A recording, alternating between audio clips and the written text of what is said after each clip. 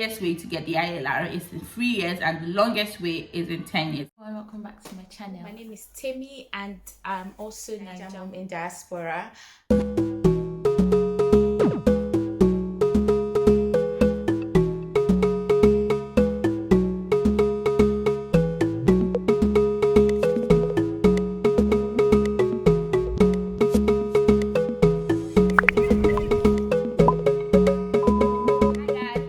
Channel. My name is Temi, also known as Nigerian mom in diaspora. In today's video, we'll be talking about the indefinite leave to remain and how can you have the visa, how can you remain in the UK permanently. Now, in other countries like maybe Canada, they use the word permanent resident, but if you were to use the word permanent resident here, it would mean that you were from the EU, from Switzerland, and from some other European countries. So what the word here used for people who are not from the EU is settlement, indefinite leave to remain, or settlement. So that means you've decided to settle in the UK. Now, what does indefinite leave to remain mean? ILR is indefinite leave to remain, basically. So it means that you can stay in the UK permanently for as long as you want, but you don't have a British passport. That's just it. But you can access public funds, you can do everything you want to do, but you don't just have a passport. You can live here for life. Even if you have a child that's born here, whilst you have your indefinite leave to remain, they automatically are British citizens. So that's just it. Some people, I personally know some people that don't want British passport. They just want to be able to live in the UK permanently, which is not a problem in any way.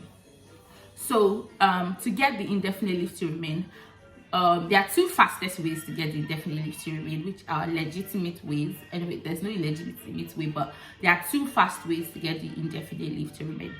One way to get the indefinite leave to remain in the fastest, no matter what visa you were on, these two are the fastest. Now, these two they are not positive ways, but they are ways. Number one is if your partner dies, or your husband that came into the UK with you, if they die, or you came to the UK with them, if they die, then you get to apply for an indefinite leave to remain.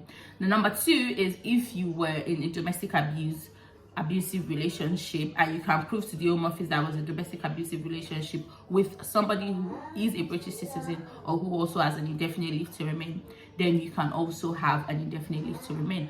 Like I said, they are not positive ways, so I'm not in any way wishing death upon anybody or domestic violence upon anybody, but these are the fastest way. It doesn't matter, even if you've just been in the UK for 6 months or 3 months or whatever, as long as you can prove the both situations that I've just shared, then the UK government, and they find your evidence is compelling, then you can become you can have an indefinite leave to remain. That's number one. Now, number two way to get an indefinite leave to remain, the next fastest way to get an indefinite leave to remain is by the global talent or the investor visa. These visas, you can get your indefinite leave to remain within 3 years, just 3 years, and then you can become a permanent resident. Investors, people who have businesses, who have properties, and the global talent visas as well. So, sorry, love. So that would take 3 years. Now to this next step, which is the skilled worker visa, which is what I think everybody does know about.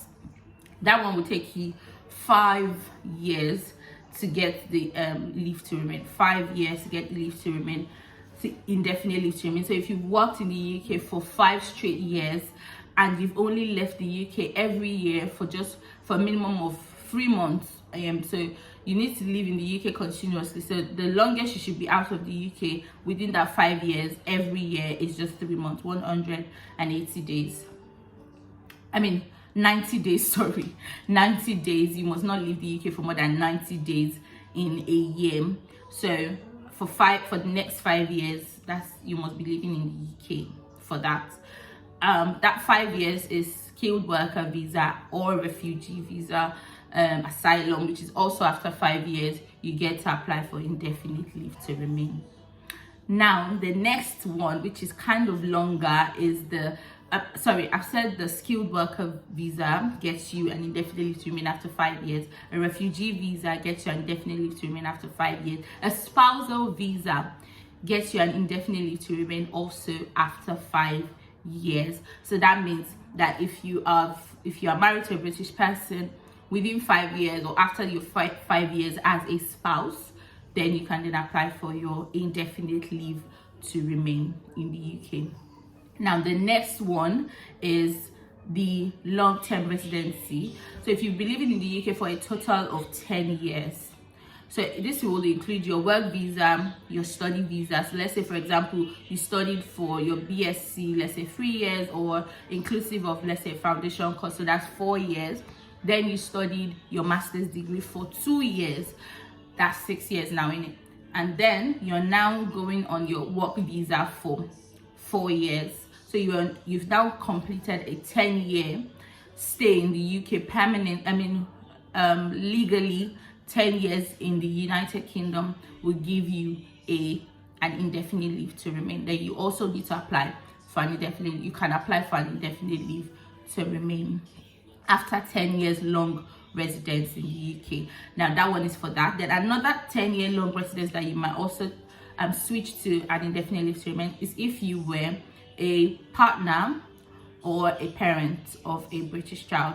Now, a parent of a British child means that probably you and the partner, or you and the father, or you and the mother are not in a relationship with each other anymore, but then you still have parental rights over the child and you're still doing your work over the child. So that means that you've lived in the UK for 10 years as the parent of a British child, which is a legal visa, by the way,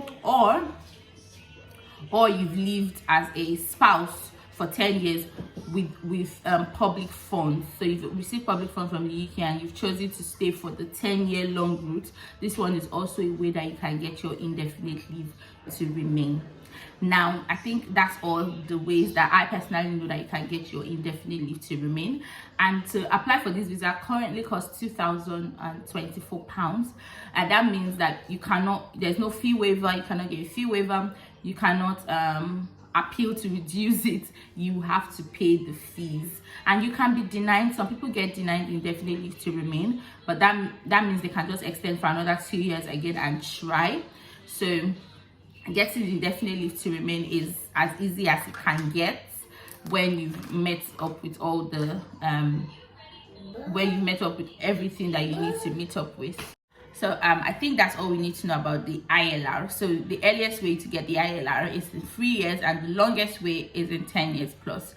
So if you hear somebody talk about ILR, just understand that it's a permanent residence in the UK, but it's not called a permanent residence. I just want to clear that up because it kind of gets confused, especially if you live in the UK or you've lived in the UK for a bit and somebody said, oh, do you have PR? You're like, PR? No, I don't have PR.